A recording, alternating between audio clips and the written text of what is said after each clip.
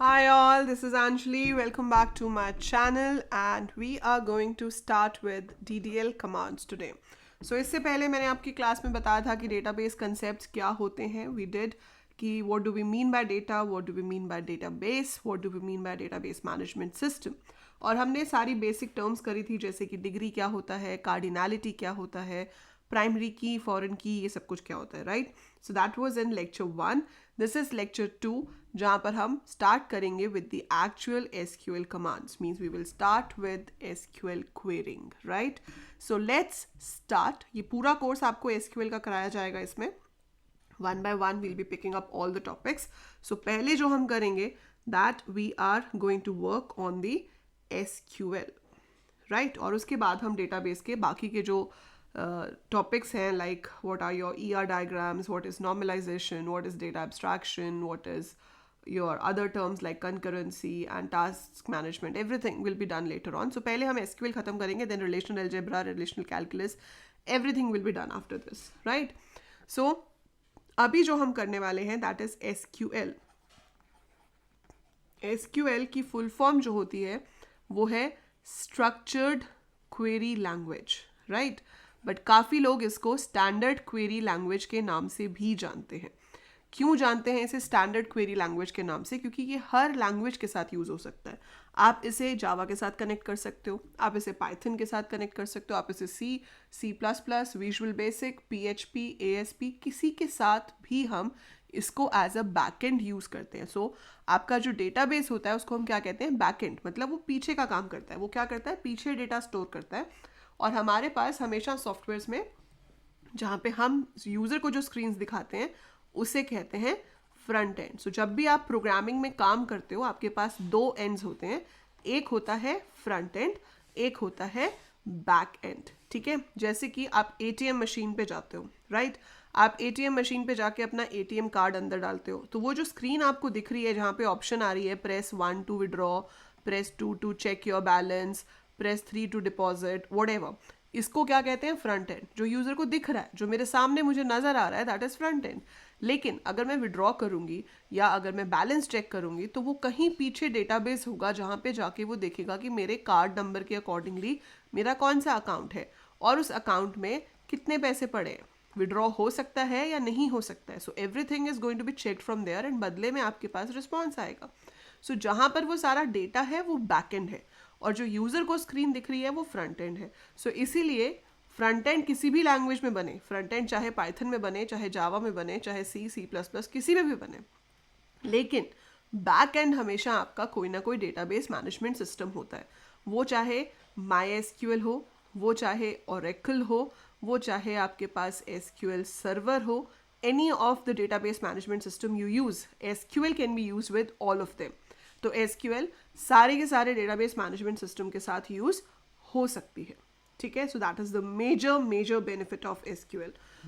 That's why it is called standard query language. ठीक है, अब हम इस पूरे कोर्स में क्या क्या कवर करेंगे? हम इस कोर्स में कवर करेंगे SQL के 3 मेजर पार्ट्स. चौथा पार्ट MySQL में इतना ज़्यादा यूज़ नहीं होता है पर मैं आपको थ्योरेटिकली बता दूंगी, but practically we will be doing 3 for sure. वो कौन से पार्ट्स हैं? DDL, ठीक है, second one is DML, third is TCS या TCL भी कह सकते हो, and then fourth one is DCL. Now what do we mean by all these? इन सब का मतलब क्या है? सो DDL जो है that is data definition language. So data definition language का सॉरी, डेटा डेफिनेशन लैंग्वेज का मतलब क्या होता है? जो टेबल्स बनाने के काम आती है, जिसके थ्रू आप डेटाबेस बनाओगे, डेटाबेस के अंदर टेबल्स बनाओगे. सो जो भी टेबल क्रिएशन से रिलेटेड काम है that is there in DDL, data definition language. अब टेबल में जो डेटा पड़ा हुआ है उस डेटा में आपको नया कुछ इंसर्ट करना है, जो है उसे हटाना है. सो उसके लिए we have data manipulation language. So we have DML, data manipulation language. Then you have TCL. TCL is transaction control language.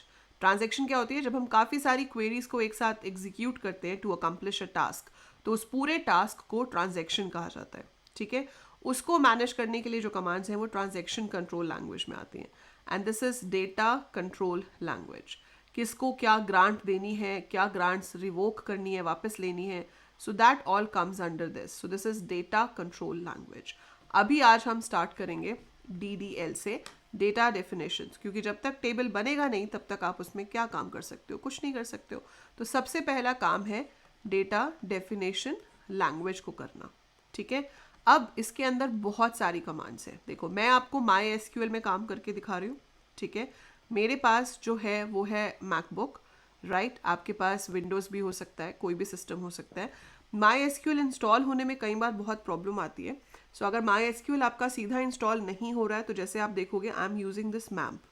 So MAMP is a complete package for Mac notebooks, जिसमें आपको website development के लिए पूरा package मिलता है. सो क्या क्या मिलता है इसके अंदर? Apache server, MySQL server and P is PHP. ठीक है. So this is for Mac. ऐसे ही विंडोज़ के लिए होता है WAMP, WAMP. ठीक है. तो आप क्या कर सकते हो? WAMP डाउनलोड कर सकते हो या इवन XAMPP भी डाउनलोड कर सकते हो. तो आप इनमें से किसी भी सॉफ्टवेयर को डाउनलोड कर लेना. MySQL उसके साथ अपने आप डाउनलोड हो जाता है. बस उसके बाद वो जहाँ पे भी डाउनलोड होगा वहाँ से आपको उसका सर्वर खोलना पड़ेगा. सो जैसे मैंने यहाँ पे इसको ओपन करके स्टार्ट सर्वर किया तो ये MySQL सर्वर स्टार्ट हो गया. स्टॉप करूँगी तो बंद हो जाएगा. वैसे ही अगर जब इससे करोगे तो आपके पास कहीं ना कहीं ऑप्शन आएगी. सो वहाँ से आप स्टार्ट सर्वर करके फिर अपने टर्मिनल को ओपन कर लेना, राइट क्लिक करके MySQL टर्मिनल. सो टर्मिनल कुछ इस तरीके का आ जाएगा आपके पास. ये देख रहे हो. सो दिस इज योर टर्मिनल. आपको देखना है कि मेरे पास कौन कौन से डेटाबेसेस हैं. So I will be writing show databases. So if I write show databases, उससे क्या होगा? क्या गलत लिखा है मैंने? Check the manual. अच्छा 2 बार आ गया, दिख तो ऊपर एक ही बार आता. राइट. सो शो डेटाबेसेस, ये आपके पास जितने भी सिस्टम में डेटाबेसेस हैं उनके नाम यहाँ पे आ जाएंगे. सो this is first DDL command जो आपको इनबिल्ट डेटाबेसेस देखने में हेल्प करती है, या जो भी आप आगे चल के बनाओगे वो पूरी लिस्ट यहाँ पे आ जाएगी. ठीक है. बट मान लो आपने तो पहली बार अभी MySQL इंस्टॉल की है, आपने पहली बार इंस्टॉल करके अभी खोला ही है और आपके पास कोई डेटाबेस नहीं है. सो कुछ तो पहले से ही होते हैं, जैसे ये MySQL पहले से होता है. ठीक है. देन परफॉर्मेंस स्कीमा पहले से होता है. So there are something like information schema पहले से होता है, सिस पहले से होता है. सो ये कुछ हैं जो पहले से होते हैं, बाकी मैंने बनाए हुए हैं. सो अब जो आपने बनाए हुए हैं वो तो ठीक है, आप ओपन कर सकते हो. अब आपको नया बनाना है. नया बनाने के लिए कौन सी कमांड है? Create database. सो हम क्या लिखेंगे? Create database. और फिर आप यहाँ डेटाबेस का नाम लिखोगे. जैसे मैंने ऑफिस बनाया हुआ है, स्कूल बनाया हुआ है, कंपनी बनाया हुआ है. So I have made so many like that. तो आप ऐसे कोई सा भी डेटाबेस बनाना चाहते हो, लाइक मेरे को अभी सिर्फ टेम्प ही बनाना है तो मैंने लिख दिया create database temp. So it is created. अब अगर मैं शो डेटाबेसेस दोबारा से करूँगी तो आप देखोगे ये टेम्प आ गया यहाँ पे, पहले नहीं था ना. यहाँ सिस तक क्लास था, अभी सिस के बाद आपके पास टेम्प भी आ गया है. So I have got one more over here. So create database से डेटाबेस क्रिएट हो जाता है. अब जिस डेटाबेस में भी आपको काम करना है आपको उसको ओपन करना होता है. अब यहाँ पे तो GUI तो है नहीं कि मैं डबल क्लिक करूँ और खुल जाएगा. सो आपको कमांड लिखनी पड़ेगी. कमांड क्या लिखी मैंने? Use temp. यूज टेम्प लिखने पे आया डेटाबेस चेंज्ड, मतलब अब हम टेम्प नाम के डेटाबेस में काम कर रहे हैं. जैसे शो डेटाबेसेस होता है वैसे ही शो टेबल्स होता है. सो अगर मैंने शो टेबल्स लिखा, शो टेबल नहीं लिखना, शो टेबल्स लिखना है. सो अगर आपने शो टेबल्स लिखा तो वो टेबल्स की लिस्ट दिखा देगा जो कि है ही नहीं हमारे पास, क्योंकि हमारा अभी एम्प्टी है, हमने अभी तो बनाया है. तो एक काम करते हैं, कोई एग्जिस्टिंग यूज़ कर लेते हैं. मैं चेंज करती हूँ डेटाबेस. मैंने लिखा यूज स्कूल. सो अब मैं आ गई स्कूल डेटाबेस के अंदर और अब मैंने फिर से शो टेबल्स किया. तो इसके अंदर मेरे पास ये 2 टेबल्स हैं जिनका नाम है स्टूडेंट और लाइब्रेरी. आया समझ में? सो अभी हमने कौन कौन सी कमांड्स यूज़ की यहाँ पे? हमने यूज़ की शो डेटाबेसेस. MySQL जो आपकी लैंग्वेज है, मतलब जो डेटाबेस मैनेजमेंट सिस्टम है और उसके ऊपर जो SQL हम लैंग्वेज यूज़ करते हैं, इट इज़ केस इनसेंसिटिव. ठीक है. आपको कैपिटल स्मॉल में कोई डिफ्रेंसिएशन नहीं करना है. So capital small all is same. So it's all same, does not differ. ठीक है.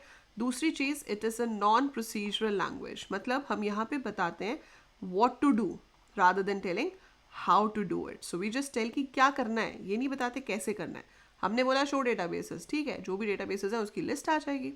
आपको एक डेटाबेस को एक्टिव बनाना है, आपने लिखा use and database keyword use नहीं करना, आपको डेटाबेस का नाम लिखना है उसके आगे.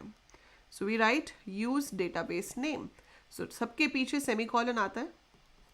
सो यूज डेटाबेस नेम. सो उससे आपका डेटाबेस एक्टिव बन जाएगा. आपको उसके अंदर टेबल्स के नाम देखने हैं तो आप लिख सकते हो शो टेबल्स. उससे क्या होगा, टेबल्स के नाम आ जाएंगे. आपको अब किसी टेबल में देखना है कि कॉलम कौन कौन से हैं. टेबल मैंने आपको बताया था, table is made up of rows and columns. So you want to see कि टेबल के अंदर कौन कौन से कॉलम्स हैं, उनका डेटा टाइप क्या है. तो आप DESC stands for describe over here. तो हम डिस्क्राइब के साथ टेबल का नाम देके सेमीकोलन दे सकते हैं. So that will tell me how many values I have in that. So इसको मैं कैसे चला के देख सकती हूँ. जैसे ये है, मैंने लिखा डिस्क्राइब स्टूडेंट एंड सेमीकोलन. सो आप देख रहे हो यहाँ पे आ गया सारे कॉलम्स. एडमिशन नंबर कॉलम है, नेम कॉलम है, क्लास है, सेक्शन है, मार्क्स है, ईमेल आईडी है, एड्रेस है. तो इसकी डिग्री कितनी हो गई, 7. 7 कॉलम है ना यहाँ पे. सो 7 columns in the table. So that means the degree is 7. Same way अगर आप डिस्क्राइब लाइब्रेरी करोगे तो वो दिखा देगा लाइब्रेरी में कितने कॉलम्स हैं. ठीक है, और कौन कौन से हैं, उनका डेटा टाइप क्या है. ये सारे data types and everything I will explain you. जब हम टेबल क्रिएट करेंगे तो मैं आपको समझाऊंगी कि क्या क्या इन सब का मतलब होता है. बट अभी के लिए this is how we do it, right. अब अगर आपको कोई डेटाबेस नहीं चाहिए, ठीक है, आपने क्या लिखा, आपने लिखा ड्रॉप डेटाबेस. डेटाबेस का नाम क्या दिया था हमने, टेम्प. सो मैंने उसको डिलीट कर दिया, डिलीट हो गया. अब अगर आप यहाँ पे शो डेटाबेसेस करोगे so you can see temp यहाँ से चला गया. ठीक है. सो आज की कमांड्स में अगली कमांड जो हो गई आपकी वो है ड्रॉप डेटाबेस, और फिर हम डेटाबेस का नाम लिखेंगे और वो डेटाबेस मेमोरी में से परमानेंटली रिमूव हो जाएगा. सो ये तो बिल्कुल बेसिक वाली DDL कमांड्स हैं. इसके बाद नेक्स्ट क्लास में मैं आपको कराऊंगी कि टेबल कैसे क्रिएट होता है. सो वी हैव 4 कमांड्स जो कि टेबल के साथ यूज होती हैं. 4 DDL कमांड्स और हैं. Create table, drop table, truncate table and alter table, जो हम एक एक करके करेंगे. ठीक है. So we will be doing that all one by one, ताकि आपको अच्छे से समझ आ जाए कि कौन सी कमांड कैसे काम करती है. सो कोई प्रेशर नहीं लेना है, आराम आराम से करना है. छोटी सी वीडियो देखो, उस कंसेप्ट को समझो. That is it. Next concept in the next video, right. Just right a comment in the section below to let me know कि आपको समझ आया, कैसा लगा आपको class. any feedback you have, do share it with as many people as you want and help the channel to grow. And by the time I upload more, keep watching, keep learning and keep